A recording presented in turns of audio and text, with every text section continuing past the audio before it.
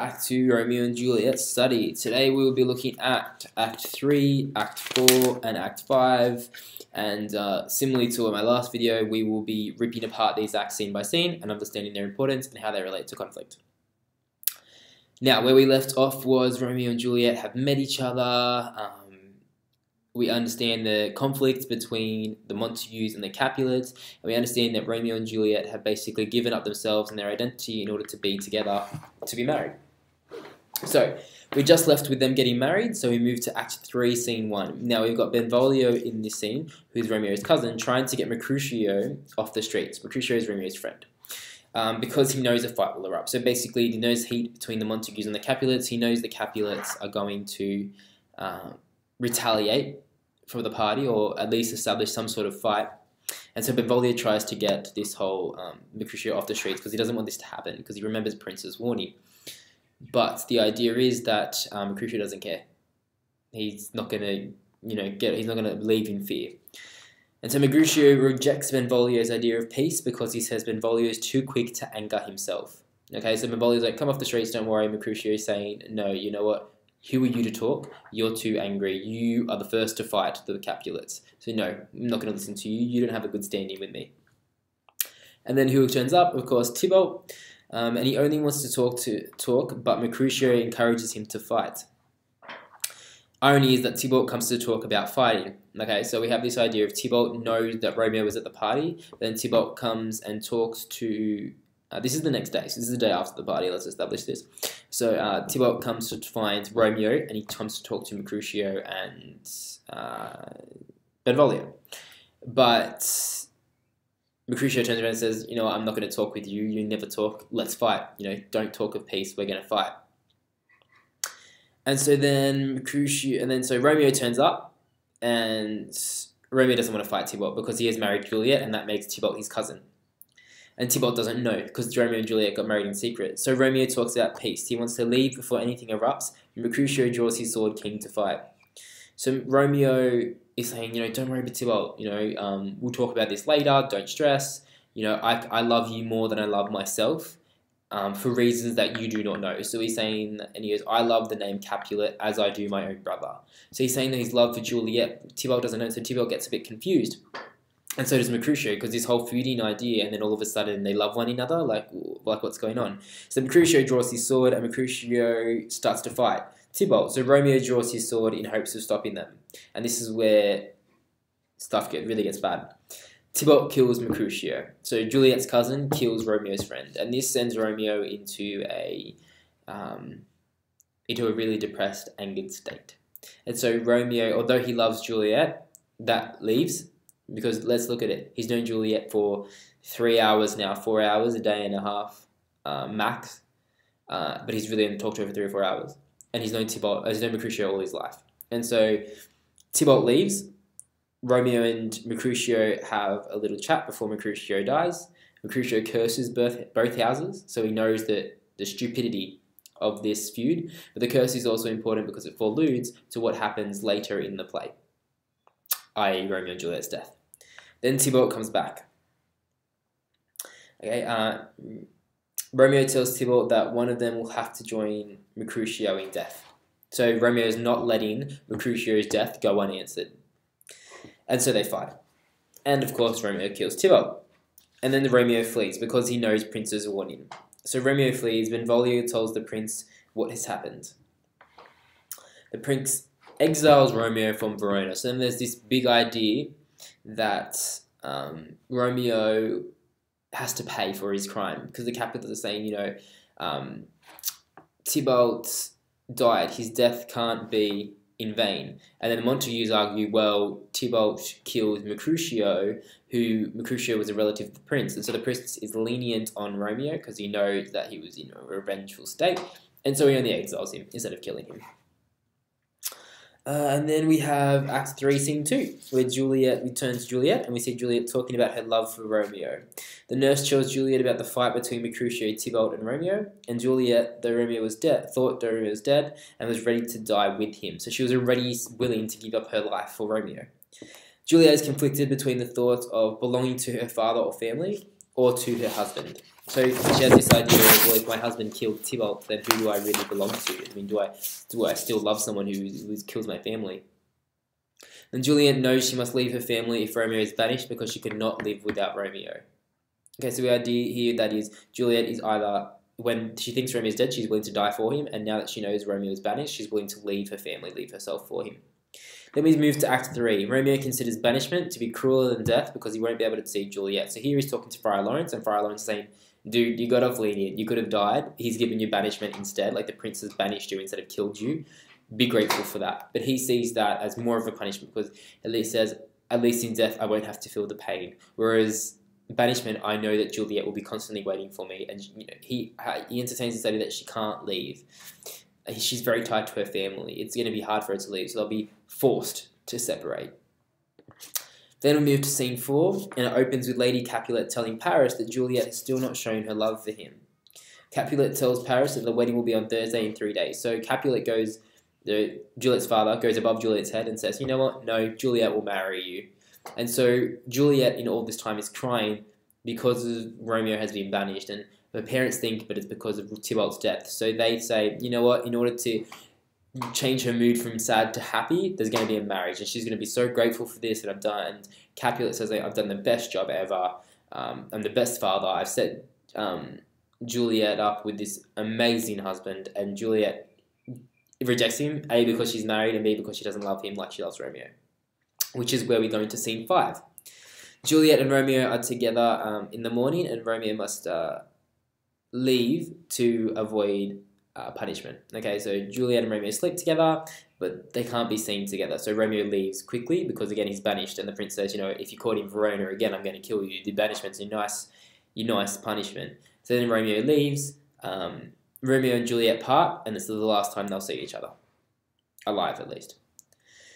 Juliet is sad that Romeo left. Lady Capulet thinks that it's Tybalt she is crying over. Okay, so she's just lost her love of her life, and then Lady Capulet comes in, and she's like, why are you crying for? Because she doesn't know Romeo and Juliet are married, and she ends up thinking that it's because of Tybalt's death.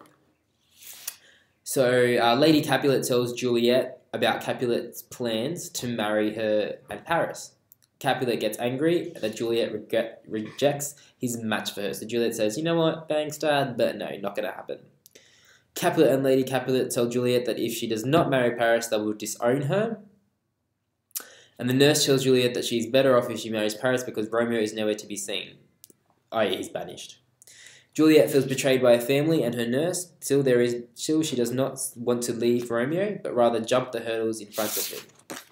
So we have this idea of Juliet promised herself in front of God to Romeo. And so Juliet is now conflicted by the fact that if she doesn't marry Paris, her family will neglect her, which she was willing to do, but now that she's faced with that, she finds it difficult. She can no longer be with Romeo. She's separated by Romeo. And the fact that if she marries Paris in order to stay with her family, the confliction is about her religion. She is going against her word of God, and she's very religious. So the idea of you've got 3 main conflictions here. You've got the conflict between Romeo and Juliet, you've got the conflict between Juliet and her family, and you've got the conflict between Juliet and Paris. And Juliet and God, really. Okay, so now we can move on to Act 4. We've got scene 1, Paris is talking to Friar Lawrence about the wedding.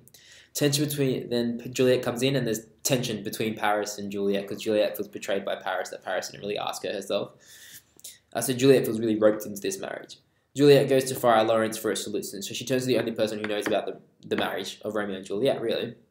Juliet would rather kill herself than be with Paris and break her vow to Romeo. So she's decided that she's not going to marry Paris, and that she wants to keep her promise to Romeo and promise to God and stay married to one man. Lawrence gives Juliet the famous sleeping potion. So if she drinks it, it'll bring her sleep like death. Okay, so her family and everyone will think she's dead, but she'll wake in 48 hours. Then we move on to scene 2, and Juliet pretends to be happy to marry Paris. So the friar says basically, you know, change your attitude, be happy to marry Paris that night, go home, drink this potion, and then you'll die. So your last memories of your family will actually be happy ones. So scene 3, Juliet shows fear about taking the potion, but drinks it anyway. So we see this inner conflict come out in Juliet in scene 3. Now, the idea behind the potion was that she drinks the potion, Friar Lawrence sends a messenger to Romeo, Romeo's to come to her tomb, collect her, and then they get to go banishment, because then the world will think Romeo's banished and Juliet's dead. So no one will be looking for Juliet or Romeo, really. So they'll be able to live together in happiness in the hopes that they'll come back one day and everything will be happy and peaceful. But she doesn't trust the plan, and realistically, you would too, because you've got no control over the situation. You'll figuratively be dead. You can't move, you can't react, and stuff like that. So she shows hesitancy and she shows distrust in Friar Lawrence, but she goes through with it anyway because her love for Romeo conquers all. Scene 4, the nurse goes to wake Juliet in the morning for the wedding preparations, and then we cut to scene 5 quickly, where the nurse is the first to notice Juliet's death, and then everyone starts to notice Juliet's death. So this is where all the characters in the play start to realise that Juliet is dead. Then we move to Act 5, Scene 1. So it begins with Romeo. Romeo's servant Balthazar informs Romeo that Juliet is dead. Romeo does not know about the poison, so the messenger from Friar Lawrence never actually got to Romeo, so he just thinks Juliet's dead. So Romeo decides to go back to Verona, but on the way he buys poison because he thinks if she's dead, I'm going to die as well. I can't be separated her from life and death. He can't live that way. So he buys a poison in order to kill himself next to Juliet. So the idea that he was always going to die and he was going to die next to Juliet was always set in motion from the beginning of Act 5. So it wouldn't just come in as a sort of circumstance at the end. Then we see Scene 2 where Friar Lawrence learns that his letter did not make it to Romeo. So he talks to his messenger, and the messenger's like, dude, Romeo never got the message. I never ended up sending it. I was too busy. And so Friar Lawrence starts realizing, well, Romeo thinks she's dead. He's going to do something drastic. So he aims to go to her gravesite. Then we move on to Scene 3, the final scene. So Paris is paying respects to Juliet's grave when he hears noise, so he hides. He sees Romeo trying to get into her tomb. So remember, Paris doesn't know that Romeo and Juliet are married, and Paris is paying his respects because he was going to marry Juliet. Then he comes out and he says, what are you doing? You're a Montague, get away, you're disgracing her grave.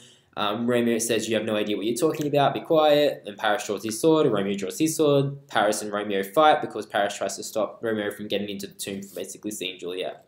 Romeo kills Paris. Paris is dead. Romeo sees Juliet, believes she's dead, so he drinks a poison next to her and dies.